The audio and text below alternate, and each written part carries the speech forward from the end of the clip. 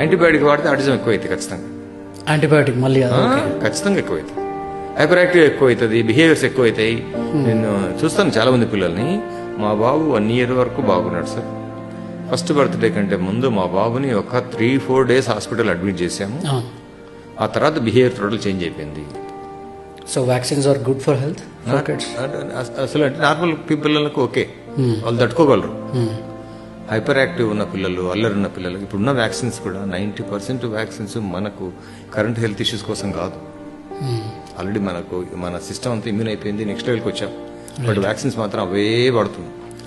మామూలుగా ఉన్న పిల్లలకు వ్యాక్సిన్ వేస్తే అల్లరి అవుతారు, అల్లరి ఉన్న పిల్లలకు వ్యాక్సిన్ వేస్తే ADHD వస్తుంది, ADHD ఉన్న పిల్లలకు వ్యాక్సిన్ వేస్తే ఆటిజం వస్తుంది. So eventually step by step it is converting into autism. అల్లరి వరకు మనం భరించవచ్చు, ఎందుకంటే ఇక సెల్ఫ్ హీల్ అయితే కూడా తగ్గిపోద్ది, రివర్స్ అయిపోతుంది. ADHD రివర్సిబుల్ కాదు, ఆటిజం రివర్సిబుల్ కాదు, అంటే నెక్స్ట్ లెవెల్కి వెళ్ళిపోయింటుంది. ఇక్కడ చాలా మంది పిల్లలు నేను చూస్తుంటాను కదా. సో ఇది జనరల్గా జరిగేది. అంటే వాళ్ళకి మామూలు పిల్లలకు వ్యాక్సిన్ వేస్తే కొద్ది రోజులు అల్లరి వస్తుంది, తర్వాత కంట్రోల్ అయిపోతారు, నార్మల్ అయిపోతారు, ఏజ్ ప్రాసెస్ లో బెటర్ అయిపోతారు. There is no need of it. So ఇట్లా మనకున్నటువంటి దాంట్లో సో వ్యాక్సిన్స్ ట్రిగ్గర్ చేస్తే ఉన్న ప్రాబ్లం.